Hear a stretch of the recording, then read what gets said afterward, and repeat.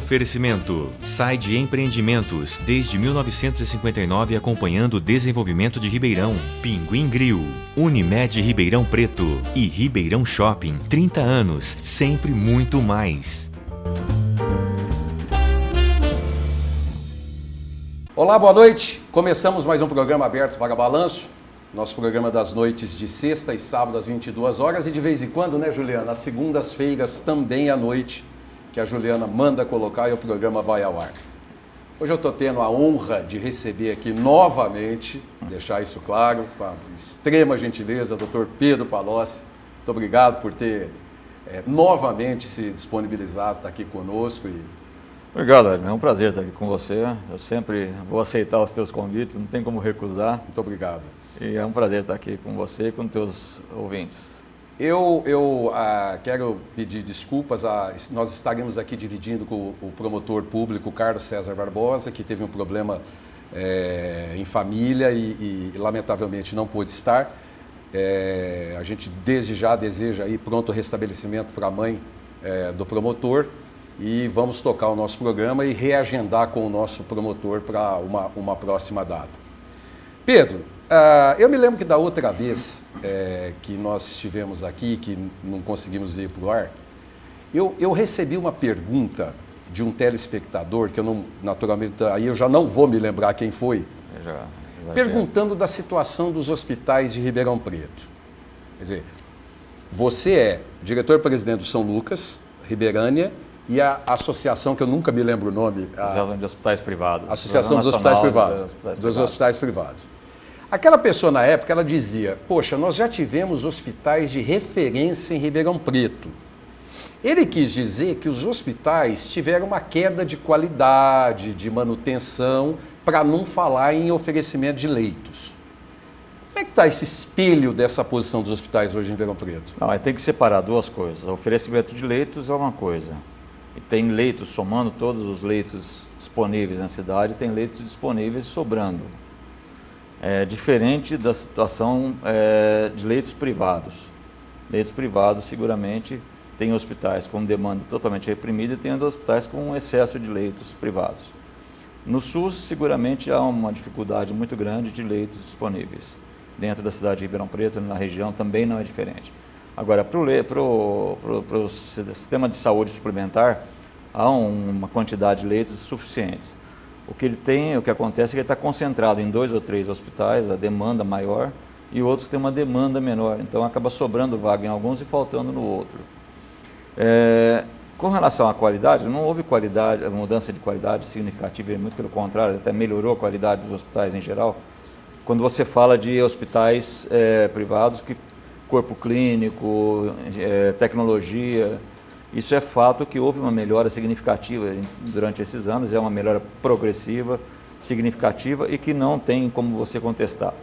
O que acontece é que, pela dificuldade econômica, financeira, ou um acesso maior da população aos planos de saúde, há uma necessidade de contenção de custos das operadoras em geral. E com isso, acaba diminuindo o ganho naquilo que seria a hotelaria dos hospitais. Então, hoje a hotelaria dos hospitais ela é inferior ao que foi alguns anos atrás. E a dificuldade financeira para manter uma hotelaria adequada. E nesse aspecto, o telespectador que fez a pergunta da outra vez, ele tem razão. Quer dizer, os hospitais tinham menos necessidade de hotelaria, mas tinham melhores hotelarias do que tem hoje. Hoje, que a demanda é muito maior por hotelaria, todo mundo exige qualidade melhor de assistência, qualidade melhor de quartos, de espaços de funcionalidades diferentes. Então, todos querem um hallzinho dentro do quarto, querem ter mais condições de qualidade de assistência ligado à hotelaria, acabam ficando com deficiência. E, ao mesmo tempo, os grandes hospitais de São Paulo, os grandes centros, evoluíram muito nisso, né?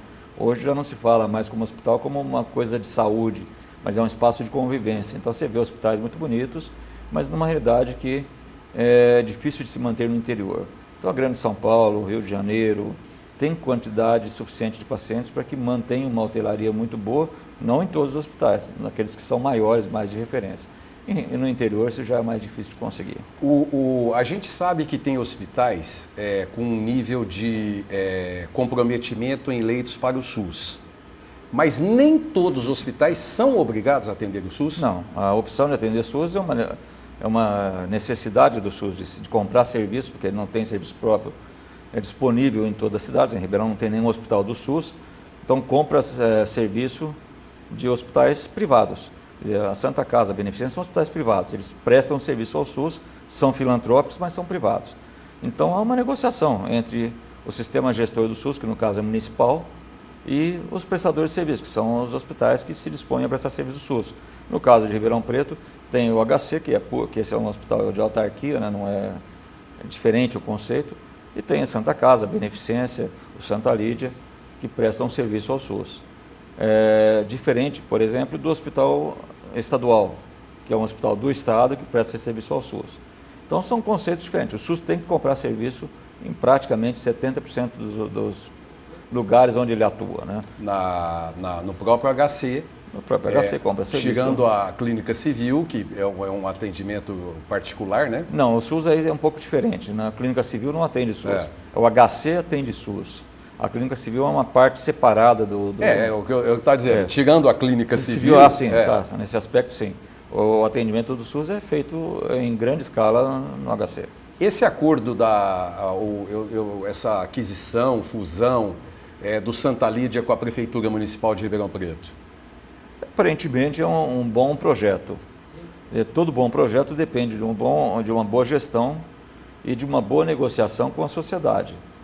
Então, se houver, e aparentemente as pessoas que estão envolvidas nisso têm muito boa vontade e muita capacidade, se houver uma boa gestão, uma boa negociação com o SUS para fazer a demanda que não consegue comprar em outros lugares. Necessária, né? Necessária. Provavelmente vai ser um projeto muito positivo para Ribeirão Preto. E a Prefeitura tem participação importante na Santa Casa e na Beneficência Portuguesa, nos leitos e consultas. O SUS, né? A Prefeitura, na realidade, comprando o serviço através do SUS. Através do SUS. Esse serviço, em sendo transferido provavelmente para o Santa Lídia, não vai prejudicar as outras duas instituições? Se você ver, a demanda que existe do SUS é maior do que a capacidade de oferecer leitos em Ribeirão Preto. Então, mesmo que mantenha o mesmo número de leitos contratuais da Santa Casa, Beneficência e, aparentemente, uma parte aumentada desse volume com o Santa Lídia, ainda vai faltar leito para o SUS, provavelmente, em Ribeirão Preto. Não diga. Você tem que considerar que Ribeirão é uma cidade regional, então ela não atende só a demanda de Ribeirão Preto. Então ela tem uma demanda regional muito grande. E, considerando que não tem um sistema regional adequado, você vê Serrana, por exemplo, que tem um hospital fechado, pronto já há 3, 4 anos, e não se consegue um acordo com o SUS, nem um acordo com o Estado para ativá-lo. A cidade de Serrana seria um ponto importante para segurar um pouco a demanda que viria para Ribeirão. E não se consegue viabilizar, questões políticas, questões outras que a gente não entende muito bem, mas tem lá um hospital fechado, que foi entregue pronto e fechado e deteriorando. Então isso poderia diminuir a demanda para Ribeirão. Assim como em Serrana, outras cidades da região poderiam se beneficiar disso. Agora, quando chega tudo para Ribeirão, os leitos da Santa Casa disponíveis para o SUS, da Beneficência, seguramente não são suficientes. Provavelmente vai acontecer isso em algum tempo com Santa Lídia também, mesmo disponibilizando uma quantidade de leitos para o SUS, vai acabar tendo sobrecarga. Mas alguém, e aí eu não lembro quem foi, e também não sei se é fato, até é uma pergunta que te faço.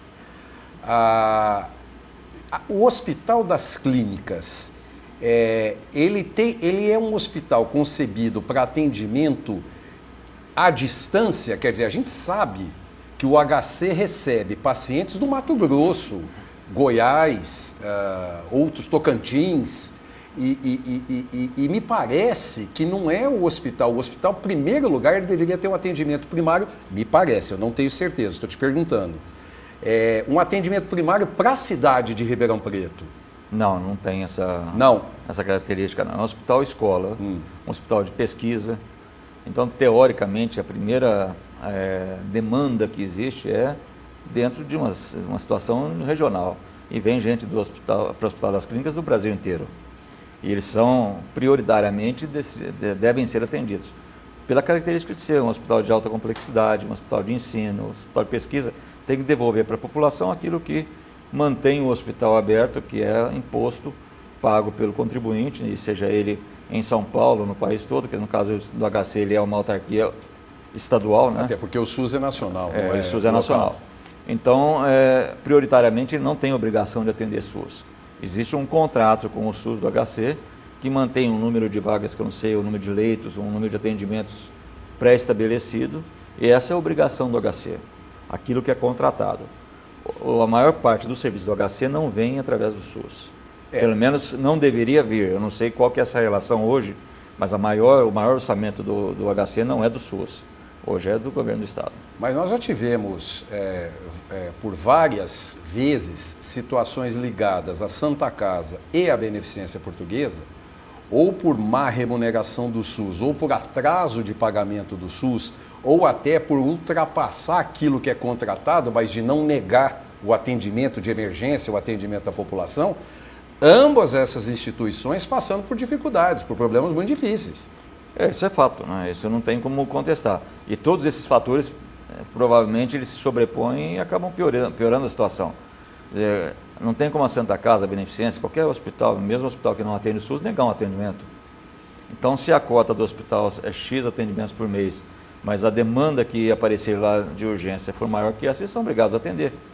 E aí não tem previsão orçamentária para repasse. Então fica realmente deficitário o atendimento. Já é um atendimento de baixa remuneração. Ainda com uma cota menor do que a real, do que a necessidade real, acaba criando dificuldade adicional muito grande para esses hospitais.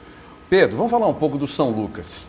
São Lucas, especificamente São Lucas e depois Ribeirânia. São Lucas é um hospital da década de 70. 69, mas 69? Foi inaugurado em janeiro de 69. E eu lembro que a minha mãe tinha ações na época do São Lucas. Quer dizer, aquilo se perdeu Não, pode ser que não tenha se perdido. Depende do que foi feito com essas ações. Né? Nem tenho notícia, mas era um modelo precoce para aquela época de ações como é que era isso? No mínimo foi corajoso, né? Um modelo corajoso. O que aconteceu? O meu pai também, que não era... Na época que o São Lucas, porque na verdade ele foi inaugurado em 62, perdão. Mas ele começou em 69, ele começou a ser construído em 62. Então essa venda de ações do hospital começou na população e existia uma verdadeira exército de corretores vendendo uma ideia interessante, que é um hospital diferenciado para a cidade, em que todos os acionistas teoricamente teriam naquela época o sistema privado era muito mais bancado pelo usuário diretamente, não tinha tanto plano de saúde, quase não existia plano de saúde, seguradoras. Então, basicamente, quem queria uma medicina diferenciada pagava por ela. Então, quando apareceu essa ideia que foi feita por um grupo de professores da Faculdade de Medicina de construir um hospital de referência, a população abraçou a ideia. Mas, desculpa, não era mais uma promessa, porque quando você fala em ação hoje, você está falando em resultado financeiro. Naquela época, me parece, eu era menino, quer dizer, mas me parece que era mais uma proposta de quem era acionista ia ter um bom atendimento dentro do São Lucas, uma coisa assim nesse sentido. Talvez nunca tenha sido pensado como ação no sentido de remuneração da ação, mas como descontos importantes, de acordo com o número de ações, na assistência médica prestada dentro do hospital. Então existia inclusive uma tabelinha, quando eu recebi as ações de herança do meu pai, que eu comecei a fazer medicina no primeiro ano de faculdade, meu pai me passou as ações, lá um monte de ações que tinha na época, que ele foi pagando lá em não sei quantas parcelas, mas a população toda fez isso. Ele me passou e eu fui lá ver as tabelinhas de desconto, então até tantas mil ações, desconto de 10%, 20% Tem isso aí, existe. Hoje a gente fez uma tabela única, né, de acionistas.